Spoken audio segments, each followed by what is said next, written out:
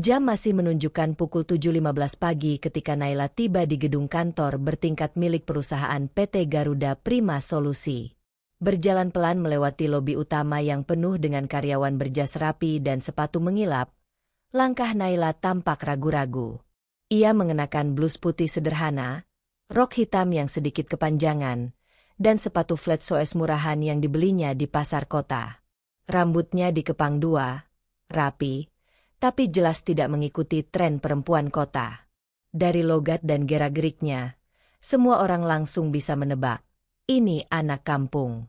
Naila baru 2 hari tiba di Jakarta. Ia diterima magang selama 3 bulan di perusahaan itu, lewat program kampus kerjasama antar daerah. Asal kampusnya dari sebuah kota kecil di Jawa Tengah. Saat pertama kali mendengar kabar ia diterima, ibunya sempat menangis haru, sementara ayahnya hanya mengangguk dan berpesan pendek, "Jangan bikin malu." Modal Naila hanya 1 koper kecil, uang saku pas-pasan, dan semangat yang besar.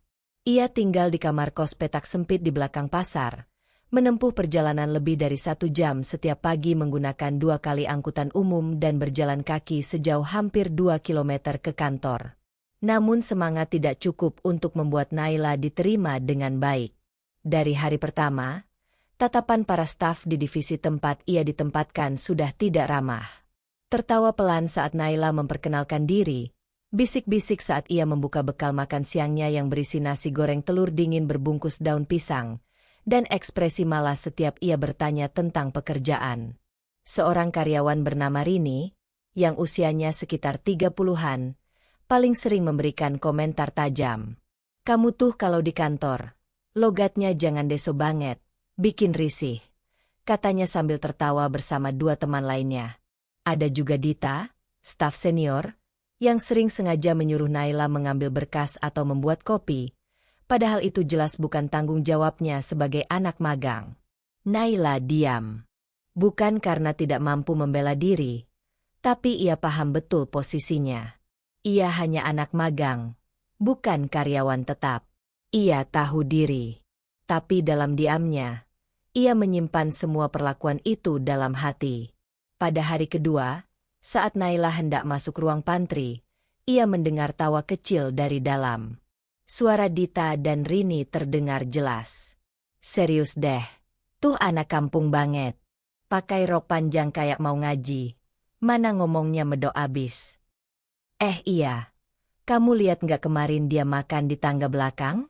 Katanya nggak biasa makan di pantry." Yailah, anak magang kayak gitu tuh paling juga numpang lewat. 3 bulan hilang. Beres. Naila berdiri kaku di depan pintu pantry. Tangannya masih menggenggam botol air minum. Rasanya perih. Tapi ia masuk juga, tersenyum seadanya, seolah tak mendengar apa-apa. Ia tahu, menghadapi orang seperti itu tak perlu dengan amarah, tapi dengan bukti. Namun, tekanan tidak berhenti di situ. Bahkan dari sisi pekerjaan pun Naila sering dikesampingkan. Ia jarang diberi tugas berarti. Lebih sering hanya duduk di pojok, merapikan dokumen yang sebenarnya bisa dikerjakan dalam waktu setengah jam tapi dipaksa jadi seharian. Suatu waktu, Naila sempat mencoba bertanya ke supervisor divisinya, Pak Andri, tentang laporan yang sedang ia kerjakan. "Pak, maaf, saya ingin memastikan struktur data laporan ini sudah benar sesuai template yang Bapak sampaikan di briefing kemarin." Pak Andri hanya melihatnya sekilas. "Kamu magang aja nanya-nanya kayak anak baru. Kerjain aja sebisamu. Kalau salah nanti kita betulkan." Jawaban yang tidak membantu itu membuat Naila hanya mengangguk. Ia kembali ke mejanya dan mencoba memahami dokumen itu sendiri. Dibukanya lembaran satu persatu, ia catat ulang. Dia bandingkan dengan referensi lain yang tersedia di sistem perusahaan. Meski tidak dibimbing, ia mencoba belajar semampunya. Namun hari-hari itu membuat Naila lelah secara emosional. Ia mulai mempertanyakan pilihannya, bahkan nyaris ingin menyerah dan pulang. Tapi saat video call dengan ibunya malam hari, melihat wajah tua yang lelah tapi tetap tersenyum dan bilang, "Ibu bangga kamu di Jakarta. Naila menghapus air matanya diam-diam dan menguatkan hati. Ia tidak akan pulang hanya karena dibuli atau diremehkan. Ia sudah janji pada diri sendiri, apapun yang terjadi, ia akan bertahan. Di minggu kedua, ada kejadian yang perlahan mulai mengubah pandangan Naila terhadap dirinya sendiri. Hari itu, perusahaan sedang bersiap menerima kunjungan dari salah satu pemilik saham yang katanya akan meninjau langsung beberapa divisi, termasuk tempat Naila magang. Saat seluruh staf sibuk membersihkan meja, menyusun laporan dan menyetrika baju seragam mereka sendiri, Naila ikut membantu diam-diam menyusun bahan presentasi yang sebenarnya bukan tugasnya. Ia hanya ingin semua orang siap saat orang penting datang. Namun saat tamu tersebut datang, kejadian tidak terduga membuat semua orang terdiam. Wajah Naila tiba-tiba berubah saat pria parubaya itu turun dari lift dan menatap ke arahnya. Naila terdiam. Tamu itu menghampiri dan berkata, "Kamu Naila, kan? Wah, saya dengar banyak tentangmu." Semua orang di ruangan itu membeku. Hari pertama magang yang Naila bayangkan akan penuh ilmu dan sambutan hangat, justru berubah jadi pengalaman yang membuatnya nyaris pulang sebelum waktu makan siang. Ia datang tepat waktu, bahkan 15 menit lebih awal.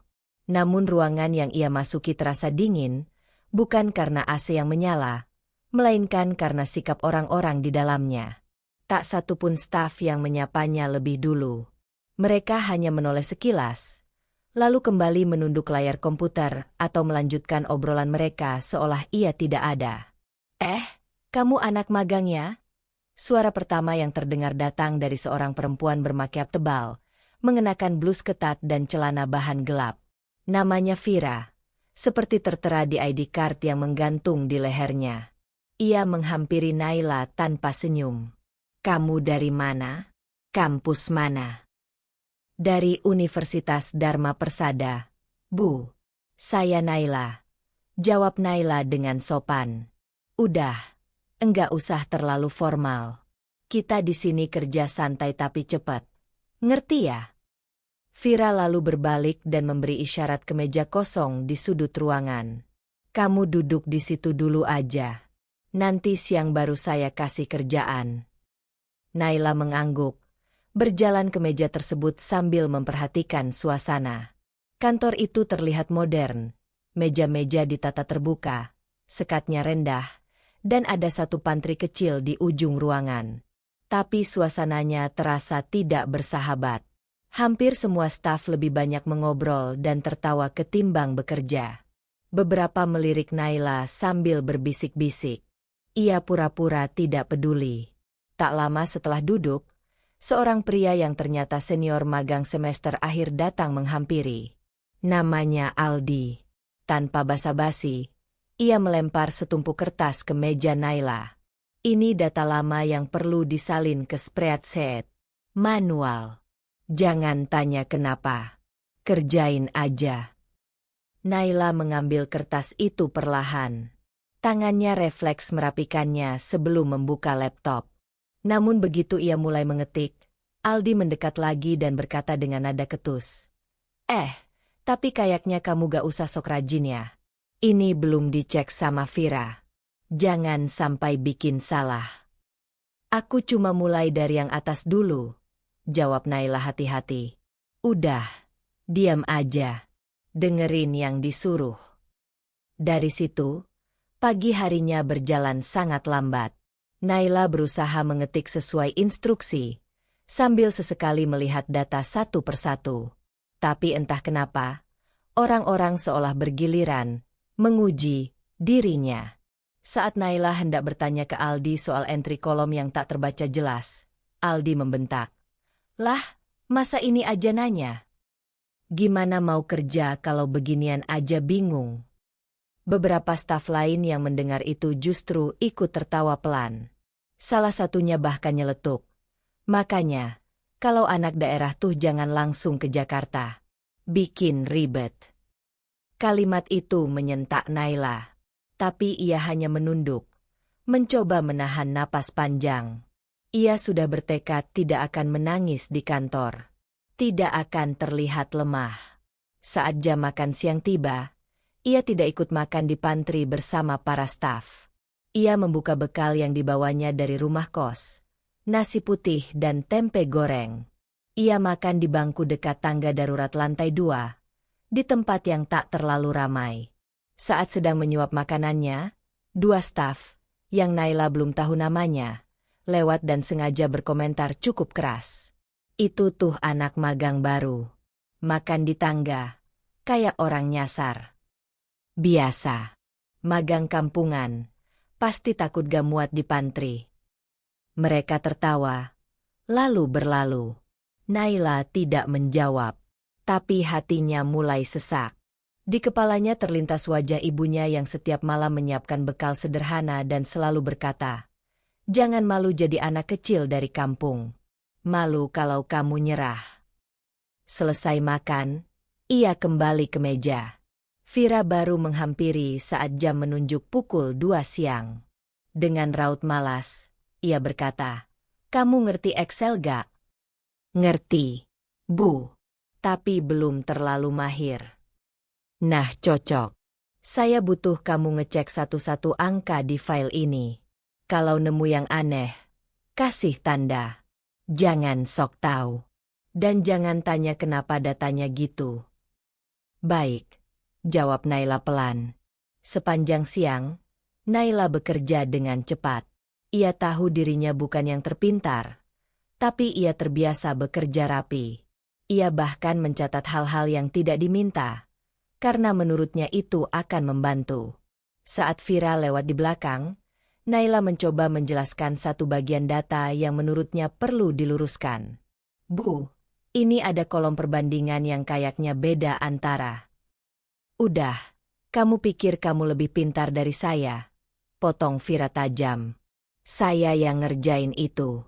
Kalau kamu ngerasa lebih ngerti, kenapa gak jadi karyawan tetap aja sekalian?" Naila hanya diam.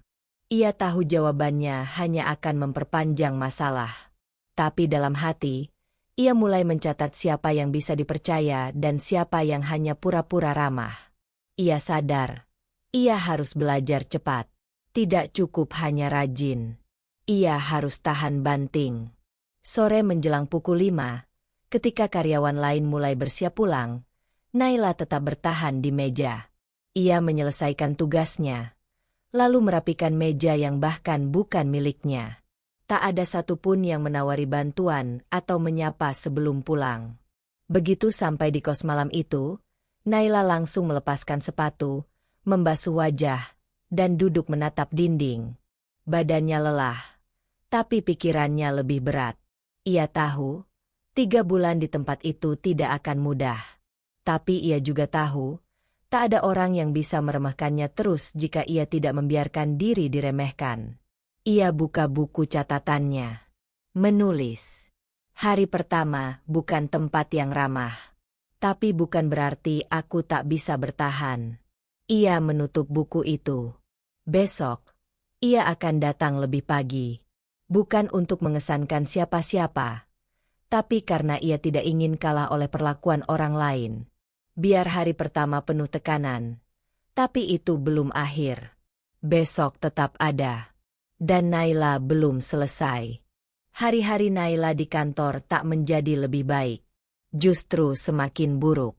Setelah kejadian di hari pertama, ia mulai merasakan perlakuan yang tak sekadar dingin atau cuek, tapi sudah menjurus ke arah perundungan. Mulai dari komentar sinis, bisik-bisik saat ia lewat, hingga perlakuan yang secara jelas menunjukkan bahwa ia dianggap remeh. Tidak sekali 2 kali ia mendengar kata-kata menyakitkan diucapkan sambil lalu, seolah-olah dirinya tak punya perasaan. Setiap pagi, Naila datang lebih awal dari karyawan lain. Ia membersihkan mejanya sendiri, kadang juga menyapu sekitar pantry yang penuh remah makanan. Bukan karena itu tugasnya, tapi karena ia merasa lebih baik melakukan sesuatu daripada hanya duduk diam dikelilingi pandangan sinis. Tapi justru karena itu, beberapa orang mengolok-oloknya. "Lihat tuh si Naila. Baru juga magang udah sok-sokan rajin. Habis ini mungkin nyambi bersih-bersih kamar mandi juga. Jangan-jangan dia pikir ini kerjaan di rumah majikan. bukan kantor. Komentar-komentar itu datang dari sekelompok pegawai perempuan yang sering berkumpul di ruang pantry. Mereka bukan manajer atau bos, hanya staf biasa, tapi merasa lebih tinggi karena sudah lama bekerja. Naila tak pernah membalas, hanya senyum kecut dan terus melakukan pekerjaannya. Tapi lama-lama, ia tahu, diam bukan berarti tidak sadar. Perlakuan mereka makin menjadi ketika Naila suatu hari memakai baju batik sederhana yang biasa ia kenakan saat acara keluarga di kampung. Baju itu memang bukan keluaran butik, bahkan warnanya agak pudar karena sudah sering dicuci. Tapi menurutnya masih pantas dipakai. Ia mencoba tampil rapi, sopan, dan bersih. Tapi tetap saja jadi bahan tertawaan. Ya ampun, Naila, itu bajunya beli di mana? Pasar malam atau dapat dari sumbangan? Wah, kalau Naila berdiri di samping asisten rumah tangga gue, kayaknya susah bedain mana yang kerja di rumah mana yang magang di kantor. Ya. Tawa pecah. Naila hanya tertunduk, pura-pura sibuk membuka file di laptop. Ia menggigit bibir bawahnya dalam-dalam, mencoba menahan perasaan. Tidak ada yang membelanya. Aldi yang duduk tak jauh, justru ikut menyeringai seolah mendukung mereka. Vira yang biasanya sok sibuk, malah ikut menambahkan. Ya udah, kalian jangan jahat. Nanti Naila kangen kampung. Loh. Semua tertawa lagi. Naila mencatat semua nama dan perlakuan itu di kepalanya. Bukan untuk membalas, tapi untuk mengingat siapa saja yang membuat hari-harinya di tempat itu terasa seperti neraka. Ia tidak melapor ke HRD, karena tahu itu hanya akan membuatnya dicap sebagai anak magang baperan. Ia juga tidak bercerita pada keluarganya, terutama ibunya di kampung. Ia tak ingin ibunya khawatir. Ibunya sudah cukup pusing mengurus kehidupan sehari-hari, belum lagi biaya hidup Naila di Jakarta yang kadang mepet. Yang paling menyakitkan terjadi di minggu kedua. Naila secara tidak sengaja mengetahui bahwa dirinya menjadi bahan olok-olok di sebuah grup WhatsApp khusus yang dibuat oleh beberapa karyawan. Ia tahu karena salah satu pegawai baru, Rani, yang masih netral dan belum ikut-ikutan, diam-diam memberitahunya. "Nai, kamu kuat ya?" kata Rani pelan saat mereka sedang di pantry berdua. Naila heran. "Maksud kamu?" Rani lalu membuka ponselnya dan menunjukkan sebuah tangkapan layar. Dalam tangkapan layar itu, tampak isi obrolan grup yang diberi nama Bos Magang. Isinya adalah foto-foto candid Naila yang diambil secara diam-diam dari berbagai sudut kantor. Di salah satu foto, Naila tampak sedang duduk sendiri di tangga darurat sambil makan bekal. Captionnya, "Awas, lagi mikirin kambing di kampung." Di foto lain, Naila berdiri di depan mesin fotokopi, dan seseorang menulis, "Si Mbak masih bingung ini mesin cuci apa mesin fotokopi." Naila menelan ludah. Ia tahu rasa sakit tidak akan terlihat dari luar, tapi di dalam dadanya terasa seperti ditonjok keras. Tapi ia hanya tersenyum kecil pada Rani dan berkata, "Makasih udah kasih tahu." Sejak hari itu, Naila mulai mengubah sikap. Ia tetap diam, tetap tidak melawan secara langsung, tapi ia mulai memperhatikan lebih detail. Ia mencatat sistem kerja di kantor itu. Ia pelajari bagaimana alur dokumen, siapa yang paling sering bertindak seenaknya, siapa yang sebenarnya tidak paham pekerjaannya tapi jago bicara. Ia tidak ingin keluar dari tempat itu tanpa membawa pelajaran berharga. Suatu sore, ia pulang lebih lambat dari biasanya karena menyelesaikan pekerjaan tambahan. Saat bersiap meninggalkan kantor, ia mendengar suara Vira dari ruang meeting kecil. Vira sedang berbicara di telepon. Dari nada bicaranya, Naila tahu bahwa Vira sedang mencoba memanipulasi laporan kerja mingguan. "Ya pokoknya yang ini jangan dilampirin dulu. Kasih file yang lama aja, biar data penjualan kelihatan stabil. Minggu depan kita tambahin biar kelihatan naik." Naila tidak sengaja mendengar itu. Ia segera menjauh, pura-pura tidak tahu. Tapi informasi itu ia simpan rapat-rapat. Ia mulai menyadari banyak hal di kantor itu yang tidak beres. Namun ia tidak mau gegabah. Bagi Naila, kebenaran tidak perlu dikejar dengan emosi. Cukup diamati, dicatat, dan disampaikan di waktu yang tepat. Hari-hari terus berlalu. Perundungan terhadapnya tidak berhenti, bahkan kadang semakin kasar. Tapi Naila tidak lagi sekedar diam. Ia mulai belajar memanfaatkan waktu luangnya untuk memahami celah sistem di kantor itu. Ia ikut membantu Rani yang sering keteteran dalam menyusun laporan mingguan. Ia juga mulai akrab dengan Pak Bambang, staf senior bagian logistik, yang terkenal jujur dan tidak ikut-ikutan dalam kubu manapun. Dari Pak Bambanglah ia mulai tahu bahwa perusahaan itu sebagian sahamnya baru saja dibeli oleh investor luar negeri. Akan ada evaluasi besar dalam waktu dekat. Naila hanya mengangguk saat diberitahu. Kalau kamu tetap kerja baik, nanti pasti ada jalannya sendiri, kata Pak Bambang. Dan Naila tahu, ia tidak akan selamanya jadi bahan tertawaan. Hari itu suasana kantor mendadak tidak seperti biasanya. Sejak pagi, beberapa karyawan terlihat panik dan lalu lalang membawa laptop sambil menelepon. Ada yang mengeluh dokumen tidak bisa diakses. Ada yang bilang sistem laporan penjualan mingguan error total. Semua terlihat sibuk. Bahkan tim IT yang biasanya santai, pagi itu tampak tegang dan terus bolak-balik dari satu meja ke meja lain. Naila yang pagi itu datang seperti biasa, menyapa satpam dan langsung menuju mejanya, merasa ada yang aneh. Biasanya dia diabaikan. Tapi kali ini hampir tak ada yang peduli dengan kehadirannya. Semuanya sibuk sendiri. Bahkan Aldi, yang biasanya sok sibuk di depan laptop padahal sering menonton YouTube diam-diam, pagi itu benar-benar panik. Berkali-kali ia memukul keyboard dan memaki pelan. File gue hilang. Laporan yang udah gue kerjain seminggu nggak ada. Gimana sih ini sistem? Katanya sambil membanting mouse. Naila tidak langsung mendekat. Ia tahu posisinya masih anak magang. Tapi ketika ia mendengar bagian finance mulai ribut karena saldo tidak sinkron dengan laporan kas bulan lalu, ia mulai penasaran. Dalam diamnya, Naila sudah lama memperhatikan sistem kerja perusahaan itu.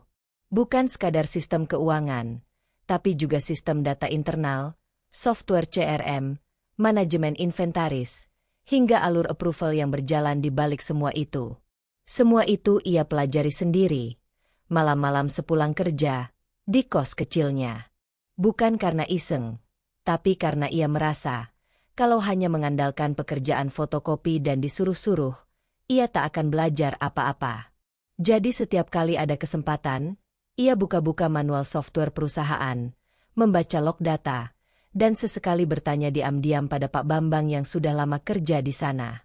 Pagi itu, gangguan sistem makin parah. Vira tampak bolak-balik ruang server sambil berbicara di telepon.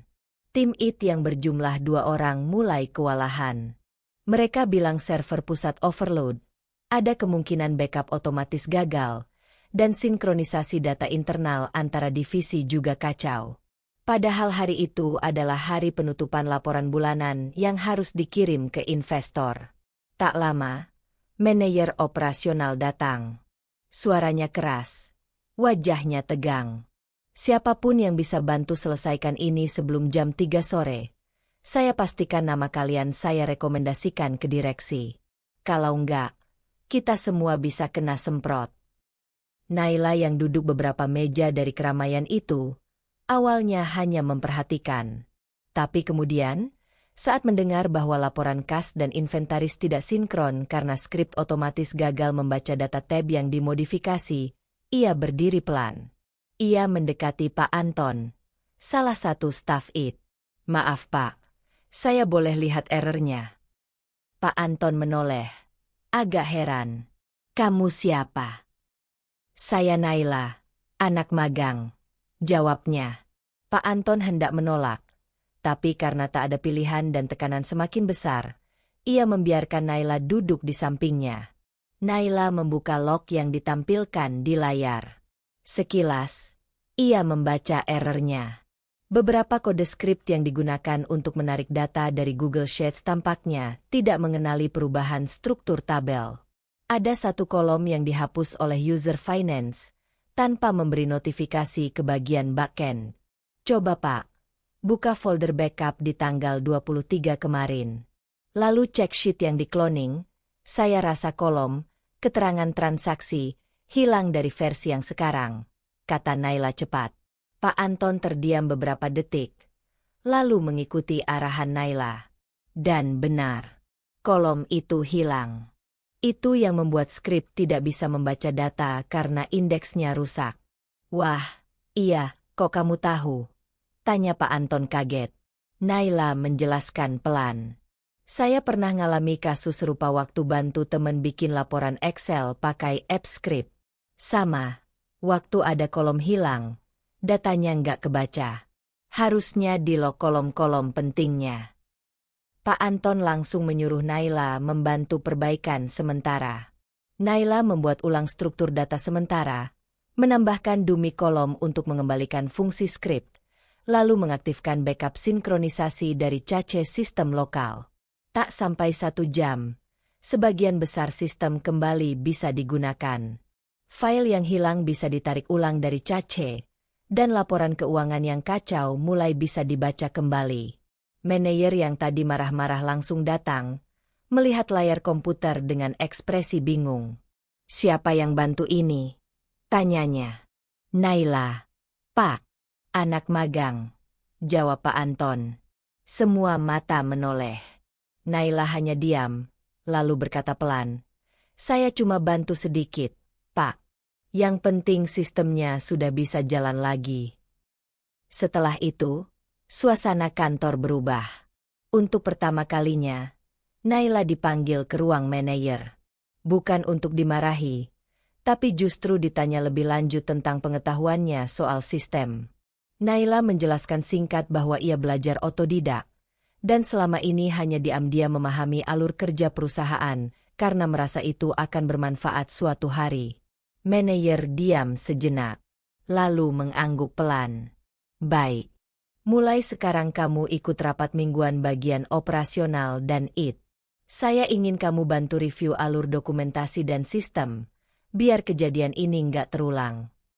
Beberapa staf kaget, terutama Vira dan Aldi yang semula sering mengejek Naila. Bahkan ada yang terang-terangan menyindir. Wah, jagoan kampung ternyata lebih pinter dari kita ya. Tapi Naila tidak tersulut. Ia hanya berkata pelan, saya bukan lebih pintar. Saya cuma mau belajar lebih keras. Sejak hari itu, perlakuan pada Naila mulai berubah. Tidak semua orang menjadi ramah, tapi setidaknya mereka mulai berhenti meremehkan.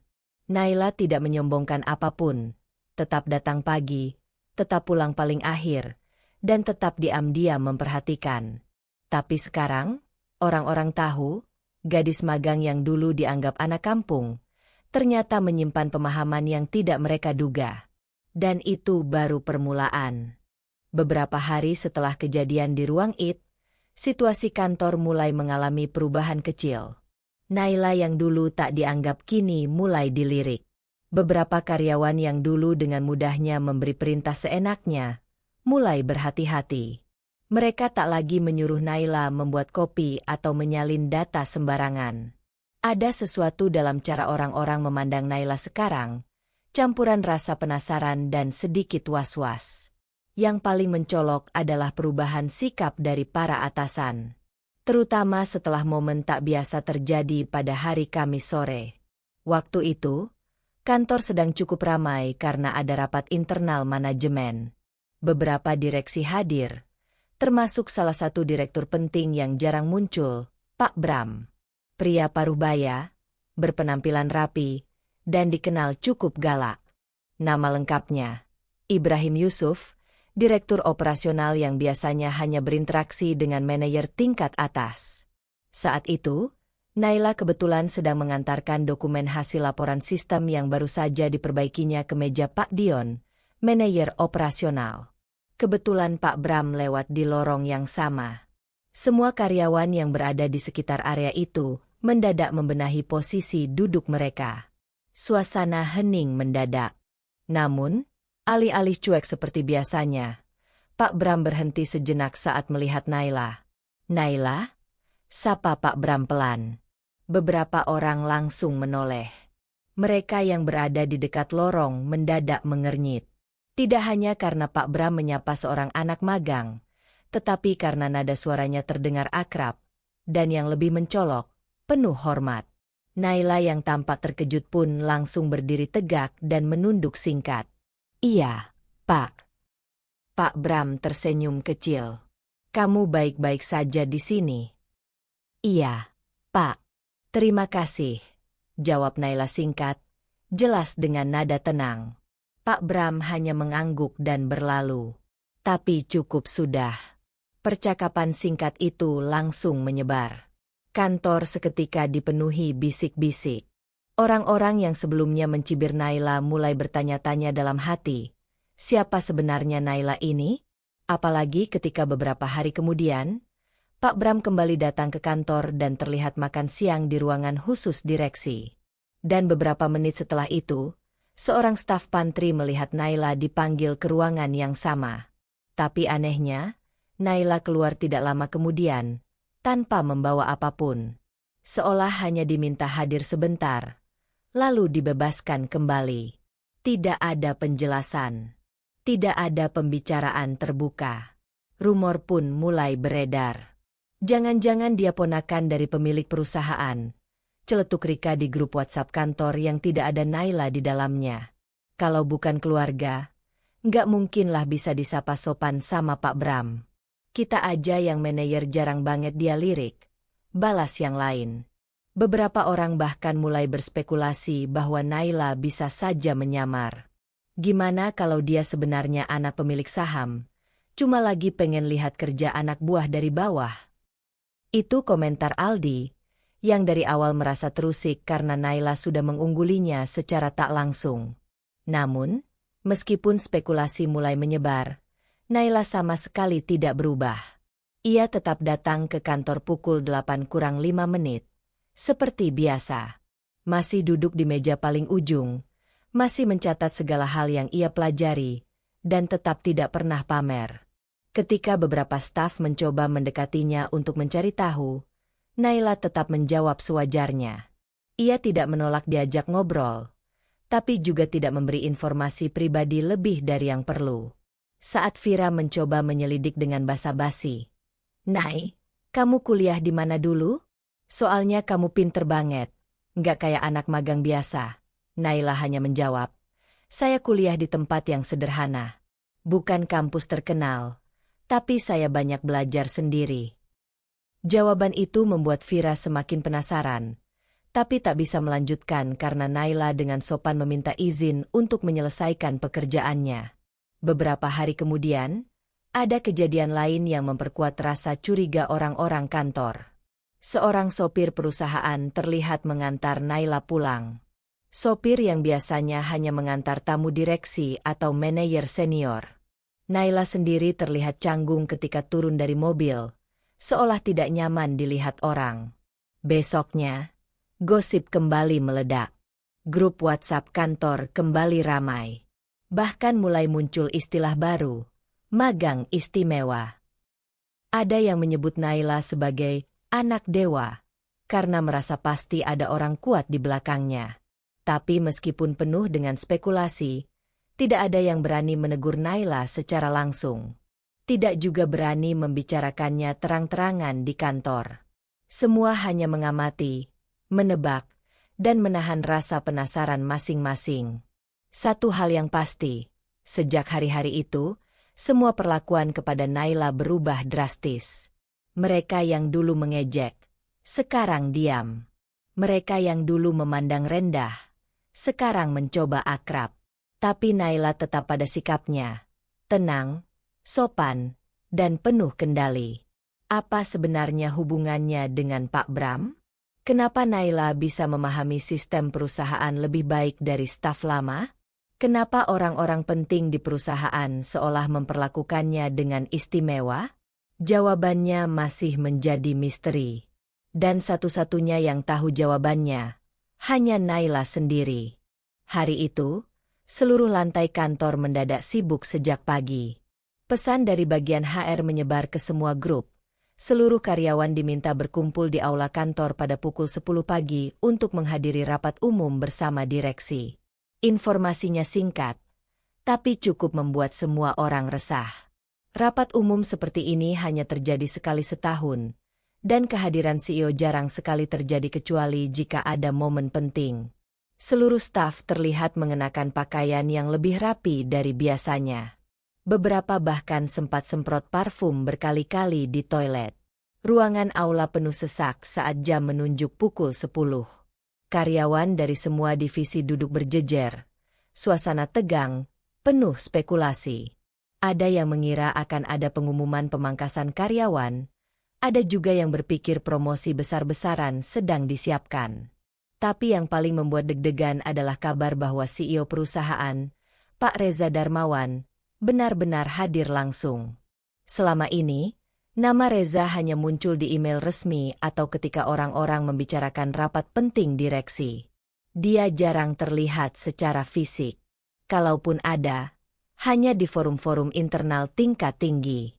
Namun hari itu, pria berusia 40-an yang dikenal tajam dan dingin itu muncul sendiri di depan para karyawan.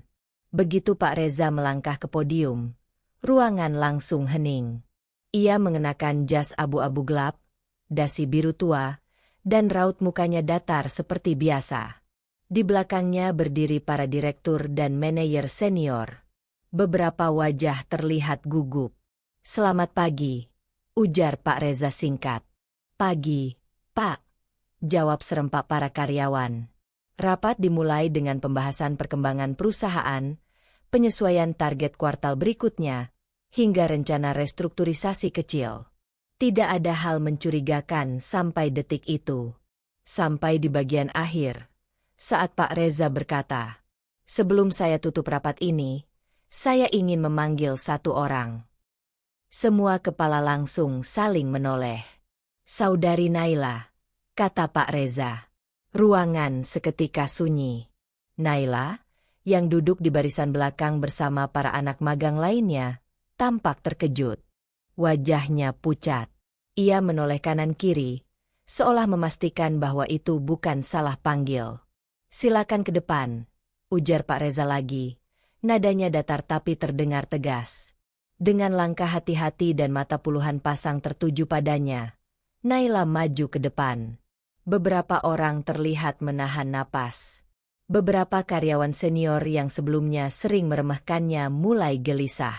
Bisik-bisik kecil terdengar di sudut ruangan. "Ditegur, tuh," gumam seseorang. "Jangan-jangan salah besar kemarin waktu input sistem." "Wah, ketahuan dia ngakses database ya." Naila berdiri di sebelah Pak Reza di panggung. Tubuhnya tegap meski sedikit canggung.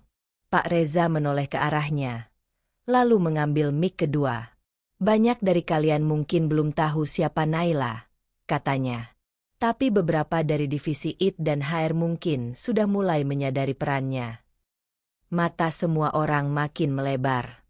"Saya hanya ingin mengucapkan apresiasi pribadi kepada Naila atas bantuannya beberapa waktu lalu saat sistem perusahaan mengalami gangguan. Tanpa intervensinya, mungkin sistem internal kita akan butuh waktu lebih lama untuk pulih," lanjutnya. Beberapa wajah langsung berubah. Mereka yang dulu menyindir Naila, kini menunduk. Suasana aula perlahan berubah. "Tapi bukan itu inti yang ingin saya sampaikan hari ini," kata Pak Reza. Ia berhenti sejenak, lalu menatap Naila sambil tersenyum kecil, senyum yang sangat langka dari seorang CEO seperti dia. Di luar statusnya sebagai anak magang, Naila adalah seseorang yang sangat berarti bagi saya secara pribadi. Ruangan mendadak sunyi seperti tak berpenghuni.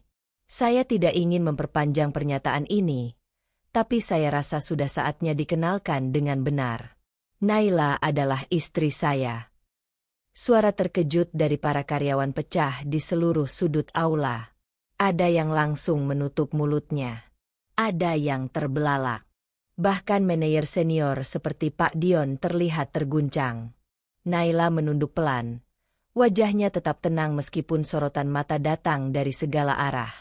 Selama ini kami merahasiakan hubungan ini karena ingin Naila merasakan langsung bagaimana lingkungan kerja di perusahaan ini, tanpa perlakuan istimewa. Sayangnya, saya dengar tidak semua pengalaman Naila menyenangkan. Kalimat itu seperti petir menyambar. Beberapa orang langsung pucat. Rika yang biasa menggunjing Naila di pantry tampak menunduk. Aldi yang pernah mengejek cara berpakaian Naila langsung meneguk ludah.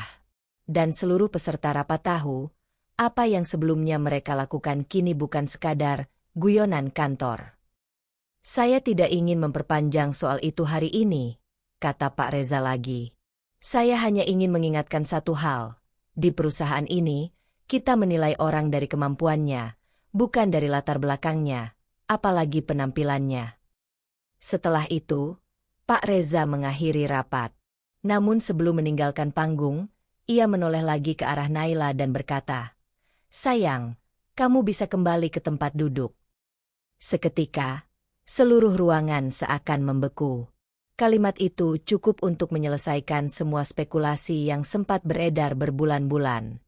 Dan saat Naila berjalan kembali ke tempat duduk, tidak ada lagi tawa, cibiran, atau lirikan merendahkan. Semua hanya menunduk, sebagian malu, sebagian masih syok. Sejak hari itu, satu kantor berubah total. Naila bukan lagi sekadar anak magang. Tapi lebih dari itu, dia adalah pelajaran hidup bagi semuanya. Pagi itu, suasana kantor sudah panas sebelum jam kerja dimulai. Biasanya, karyawan datang dengan wajah datar atau setengah mengantuk. Tapi hari itu berbeda. Hampir semua orang masuk lebih cepat. Tak sabar membuka laptop dan ponsel. Grup WhatsApp kantor mendadak ramai sejak pukul 6 pagi. Isinya bukan soal kerja, bukan juga tentang rapat, melainkan kabar mengejutkan. Foto pernikahan Naila dengan CEO beredar luas di media sosial. Bukan hanya satu atau dua foto. Ada belasan potret resmi, lengkap dengan dekorasi mewah, tamu-tamu penting, dan wajah Naila yang jelas terlihat mengenakan kebaya putih di sisi Reza Darmawan, CEO perusahaan mereka sendiri. "Gila, beneran dia istri Pak Reza," tulis salah satu staf marketing di grup internal. "Ini bukan editan? Serius loh. Kita selama ini ngejek istri bos sendiri." Kepanikan mulai merambat ke tiap sudut kantor. Mereka yang selama ini bersikap buruk langsung menghapus pesan-pesan lama di grup pribadi yang pernah mereka buat untuk membahas Naila. Beberapa karyawan terlihat saling bisik-bisik sambil menatap layar ponsel. Tak sedikit yang mendadak sibuk membersihkan meja kerja atau berpura-pura serius membaca email. Rika, yang selama ini dikenal paling aktif mengejek penampilan Naila, mendadak tak keluar dari ruangannya. Ia bahkan menutup semua sosial media miliknya sejak pagi karena unggahan soal Naila sudah menyebar luas. Bahkan sampai muncul di akun-akun Instagram gosip. Banyak yang mengomentari bagaimana istri CEO turun langsung magang sebagai orang biasa demi melihat karakter asli para pegawainya. "Demi apa Naila beneran menyamar?" gumam Dito, salah satu tim keuangan yang dulu pernah menyuruh Naila menyalin ratusan data secara manual hanya untuk mempermalukannya. Lebih dari separuh karyawan yang pernah bersikap sinis mulai gelisah. Apalagi sejak HR menyebarkan pengumuman mendadak bahwa hari itu, seluruh staf akan diminta menandatangani ulang evaluasi integritas pegawai. Kabar beredar bahwa Pak Reza akan mengevaluasi langsung laporan tingkah laku staf terhadap peserta magang dalam 3 bulan terakhir. Jelas arahannya tertuju pada perlakuan mereka terhadap Naila. Di ruang kerjanya, Naila tetap tenang. Ia duduk sambil memeriksa laporan magang, sesekali menerima email dari bagian SDM yang kini mulai bersikap sangat sopan. Tidak ada wajah menyebalkan yang menyuruhnya membuat kopi. Tidak ada nada tinggi saat berbicara. Tidak ada tawa mengejek di belakangnya. Semua berubah dalam semalam. Saat jam makan siang, Naila mendapat undangan makan siang langsung dari suaminya di ruang direksi. Isinya hanya mereka berdua dan satu staf protokoler. Banyak yang melihat Naila masuk ruangan itu dengan ekspresi biasa saja. Tapi para karyawan lain langsung tertunduk saat melihat Pak Reza menyambutnya dengan hangat dan membukakan pintu. "Saya nggak nyangka ya, Naila bisa tahan sebegitu sabarnya," kata Reza sambil menyerahkan menu makan siang. Naila hanya tersenyum kecil. "Saya cuma pengen tahu seberapa parahnya kondisi moral di kantor ini. Dan ternyata, lebih parah dari yang saya bayangkan." Reza mengangguk. Ia sudah mendengar laporan-laporan yang diam-diam ditulis oleh Naila selama magang. Termasuk catatan tentang siapa yang kerap menghina, siapa yang membantu, dan siapa yang hanya diam melihat ketidakadilan. Sore harinya, muncul pengumuman internal dari kantor pusat. Akan ada evaluasi menyeluruh terhadap seluruh pegawai, dengan fokus pada integritas dan etika kerja. Beberapa nama staf senior mulai disebut-sebut bakal dipanggil HR secara khusus. Bahkan ada desas-desus bahwa beberapa orang terancam pemutusan hubungan kerja. Yang lebih mencengangkan, semua divisi kini diminta mengikuti pelatihan ulang soal etika profesional. Sebuah langkah yang jarang terjadi, tapi jelas menunjukkan bahwa perusahaan tidak main-main. Naila tidak mengubah sikapnya meski identitasnya sudah terbongkar. Ia tetap masuk kantor seperti biasa, masih menggunakan baju sederhana, dan tetap ramah pada siapapun yang menegurnya. Tapi kali ini, tak ada lagi yang berani merendahkannya. Justru orang-orang yang dulu mencibirnya kini berlomba-lomba menyapa lebih dulu, menawarkan bantuan, bahkan ada yang mendadak mengajak ngobrol akrab seolah mereka bersahabat lama. Namun Naila mencatat semua itu dalam hati. Ia tahu mana yang tulus dan mana yang hanya berpura-pura karena takut. Minggu itu jadi minggu yang paling sunyi dalam sejarah kantor. Tidak ada canda-candaan kasar. Tidak ada lagi grup gosip. Semua orang bekerja lebih tertib, lebih tenang. Mereka tahu perusahaan sedang memantau dengan serius. Dan mereka juga tahu istri CEO yang diam-diam mereka rendahkan selama ini, punya semua bukti tentang bagaimana sebenarnya perilaku mereka. Dan untuk Naila, ini baru awal dari pembuktian. Ia tidak datang hanya untuk mengejutkan kantor, tapi untuk menanamkan perubahan dari dalam. Hari Senin pagi, suasana kantor terasa lebih tegang dari biasanya. Tidak ada lagi candaan keras atau tawa-tawa yang biasa terdengar dari sudut pantry. Sebaliknya, semua karyawan tampak lebih kaku, menunduk saat berselisih jalan, dan duduk di meja masing-masing tanpa banyak bicara. Mereka sudah tahu bahwa hari ini akan menjadi hari penentuan. Beberapa hari sebelumnya, CEO Reza mengumumkan bahwa pihak manajemen akan mengevaluasi seluruh staf berdasarkan laporan akhlak dan profesionalisme kerja dalam 3 bulan terakhir. Isu ini muncul tidak lama setelah terungkap bahwa Naila, gadis magang yang selama ini mereka hina, ternyata adalah istri sasang CEO yang sengaja menyamar untuk mengamati karakter asli para pegawai. Yang paling resah tentu saja mereka yang selama ini terang-terangan membuli Naila. Seperti Rika dari divisi administrasi, yang dulu terang-terangan mengejek penampilan Naila. Ia bahkan pernah mengeluh keras ke HR bahwa Naila terlalu kampungan untuk lingkungan kerja profesional. Atau Dito dari bagian keuangan, yang tak hanya menyuruh Naila melakukan pekerjaan kasar, tapi juga menyebarkan meme mengejeknya di grup WhatsApp pribadi antar pegawai. Jam 9 tepat, sebuah email undangan rapat satu persatu mulai masuk ke kotak masuk beberapa orang. Subjeknya singkat tapi membuat jantung berdetak cepat. Pemanggilan evaluasi karyawan, segera hadir.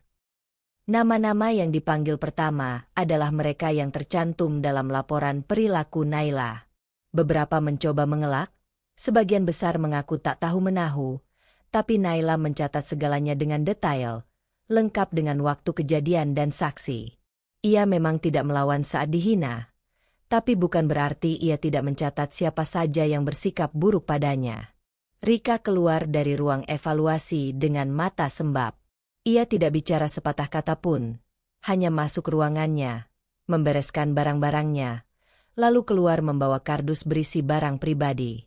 Pemecatan langsung tanpa surat peringatan. Alasannya jelas, pelanggaran etika berat dan penghinaan terhadap sesama karyawan. Selang 1 jam, giliran Dito yang masuk. Dari luar, beberapa orang mengintip ke arah ruang pertemuan. Mereka hanya bisa menduga apa yang terjadi di dalam. Tapi wajah Dito saat keluar cukup menjelaskan semuanya. Ia tidak dipecat, tapi dimutasi ke kantor cabang di luar Jawa, sebuah tempat terpencil yang bahkan tidak punya koneksi internet stabil. Hukuman yang setimpal bagi seseorang yang selama ini merasa paling pintar dan paling layak berada di jajaran tengah. Dan bukan hanya mereka.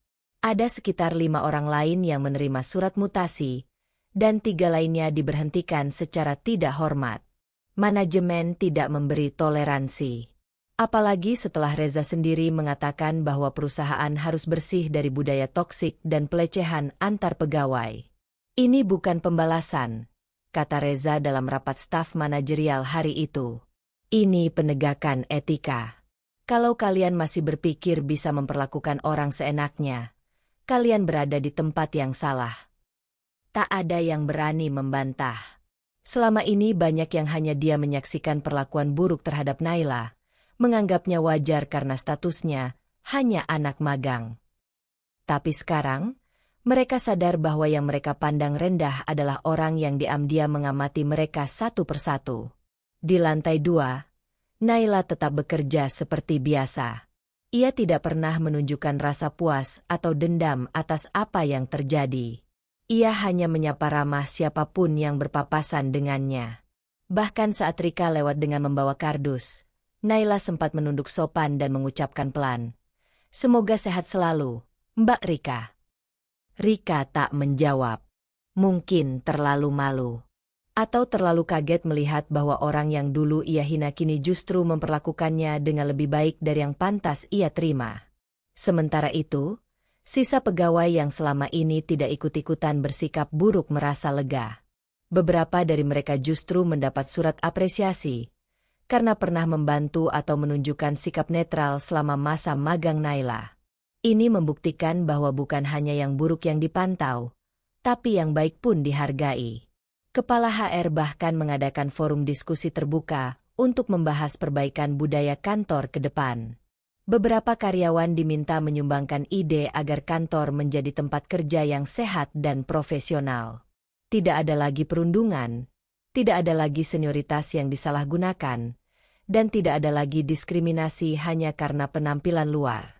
Dalam forum itu, Naila juga hadir. Ia tidak duduk sebagai istri CEO, tapi tetap sebagai pegawai magang. Ia mengajukan satu ide, agar perusahaan membuka saluran aduan internal yang bisa digunakan semua karyawan tanpa takut identitasnya terbongkar. Semua setuju. Setelah rapat selesai, Naila dan Reza sempat berbicara empat mata di ruang kerja CEO. "Kamu nggak menyesal ikut program penyamaran ini?" tanya Reza sambil menatap istrinya. "Enggak," jawab Naila singkat. "Sekarang aku tahu siapa yang benar-benar punya hati di kantor ini, dan siapa yang cuma pintar pura-pura." Reza mengangguk. Ia tahu, keputusan membawa Naila masuk ke dalam lingkungan kerja sebagai orang biasa adalah langkah yang berisiko. Tapi hasilnya tidak hanya menunjukkan watak asli orang-orang di kantor, melainkan juga membuka jalan untuk pembenahan yang selama ini sulit dilakukan. Hari-hari berikutnya di kantor tidak langsung berubah sempurna, tapi atmosfer sudah berbeda. Orang-orang jadi lebih hati-hati dalam bersikap, lebih santun saat berbicara, dan lebih terbuka untuk mendengar. Pelajaran besar sudah diberikan, bahwa seseorang tidak bisa diukur dari status atau penampilan luarnya. Dan bahwa setiap tindakan pasti ada konsekuensinya, cepat atau lambat. Bagi Naila, pengalaman ini bukan soal balas dendam. Ini soal mengubah budaya yang salah dan memberikan ruang bagi kebenaran. Ia sudah membuktikan bahwa ketulusan dan kesabaran bisa menjadi senjata paling kuat, bahkan di tengah lingkungan yang keras sekalipun. Pagi itu kantor terasa lebih hening dari biasanya. Tidak ada celoteh-celoteh iseng di ruang kopi. Tidak ada gumaman sinis yang menyapa siapapun. Sejak kasus identitas Naila terbongkar dan beberapa staf menerima hukuman tegas dari manajemen, semua orang seperti sedang menyusun ulang cara berpikir dan bersikap mereka. Apalagi setelah menyaksikan bagaimana Naila bersikap saat berada dalam posisi berkuasa. Bukan dengan dendam, tapi dengan ketenangan yang sulit dipahami oleh banyak orang. Seharusnya Naila bisa saja menunjuk satu persatu mereka yang pernah merendahkannya dan meminta agar mereka dikeluarkan dari perusahaan. Ia punya hak untuk itu. Ia punya alasan kuat dan juga bukti nyata atas perlakuan mereka yang tidak pantas. Tapi justru di tengah kesempatan besar itu, Naila mengambil langkah sebaliknya. Di ruang pertemuan manajemen, saat CEO Reza dan para kepala departemen membahas hasil evaluasi staf yang terlibat dalam kasus perundungan, Naila menyampaikan pandangannya sendiri. Tidak ada nada marah. Tidak ada kalimat bernada benci. Hanya suara tenang dengan pilihan kata yang jelas dan tegas. Beberapa dari mereka memang salah. Tapi saya tidak ingin balas dendam. Mereka sudah cukup mendapatkan pelajaran. Cukup diberikan peringatan keras, bukan pemecatan. Saya ingin mereka punya kesempatan memperbaiki diri. Seketika ruangan itu hening. Bahkan Reza, suaminya sendiri, sempat melirik Naila dengan tatapan tak menyangka. Tidak banyak orang yang bisa bersikap seperti itu setelah mengalami penghinaan berkepanjangan, apalagi di depan umum. Tapi Naila justru memperlihatkan sikap yang jauh lebih dewasa dari usianya. Pak Hendra, Direktur HR, sempat menyela. Tapi beberapa nama ini termasuk yang paling aktif dalam perundungan. Naila, kalau tidak diberi sanksi tegas, bisa jadi presiden buruk. Saya setuju ada sanksi, jawab Naila pelan. Tapi saya tidak ingin mereka kehilangan pekerjaan. Siapa tahu di luar kantor, mereka menanggung beban yang tidak kita ketahui. Kalau hari ini mereka dipecat, mungkin anaknya tidak bisa sekolah. Atau orang tuanya tak bisa beli obat. Saya hanya tidak ingin jadi bagian dari kehancuran hidup orang. Ucapan itu membuat semua orang di ruangan termenung. Tidak ada yang menyangka bahwa Naila, yang selama ini jadi korban, justru yang paling memikirkan kemanusiaan. Akhirnya, keputusan final disesuaikan dengan permintaan Naila. Beberapa nama yang tadinya akan langsung dikeluarkan dari perusahaan, diubah sanksinya menjadi skorsing 2 minggu tanpa bayaran dan wajib mengikuti pelatihan etika kerja. Hanya satu nama yang tetap diberhentikan karena memiliki kasus tambahan, penyalahgunaan dana petty cash, yang tidak ada kaitannya dengan Naila. Keesokan harinya, pengumuman sanksi disampaikan resmi lewat email kantor. Nama-nama yang disebut langsung paham bahwa Naila lah yang menjadi alasan mereka masih bisa duduk di kursi kerja masing-masing. Rasa bersalah mulai terasa lebih nyata ketimbang rasa takut. Siang itu, ketika Naila keluar dari ruang meeting dan melewati pantry, beberapa orang berdiri canggung. Dito yang selama ini paling sering menyindir, berdiri dari kursinya dan langsung menghampiri Naila. Naila, suaranya pelan. Saya tahu minta maaf nggak akan cukup. Tapi, terima kasih. Terima kasih udah nggak bikin saya dipecat. Naila mengangguk singkat. Saya cuma nggak ingin karma saya jelek. Mas Dito. Dito tertunduk. Malu bukan main. Ia kembali ke mejanya tanpa kata. Sementara mata beberapa staf lain mulai menatap Naila dengan cara berbeda. Kalau sebelumnya mereka memandangnya dengan merendahkan, sekarang mata-mata itu penuh hormat, bahkan rasa kagum. Selama beberapa hari ke depan, suasana kantor berubah drastis. Naila tidak menjadi sosok yang disanjung-sanjung secara berlebihan, tapi dihormati dengan tulus. Ia tetap datang pagi-pagi, menyapa satpam dengan senyum ramah, dan tetap duduk di tempat yang sama. Ia tetap membantu bagian administrasi, ikut dalam rapat magang, dan tidak meminta perlakuan istimewa. Perubahan itu mulai terasa bahkan sampai ke level karyawan paling bawah.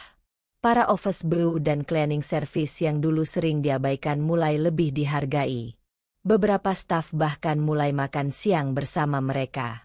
Kantor yang sebelumnya penuh lapisan sosial tak tertulis, pelan-pelan menjadi tempat kerja yang lebih setara. Yang paling terpengaruh dari perubahan ini mungkin adalah Rika. Wanita yang dulu paling vokal dalam mengejek Naila kini menjadi orang yang paling pendiam. Setiap kali bertemu Naila, ia menunduk dan cepat-cepat berlalu.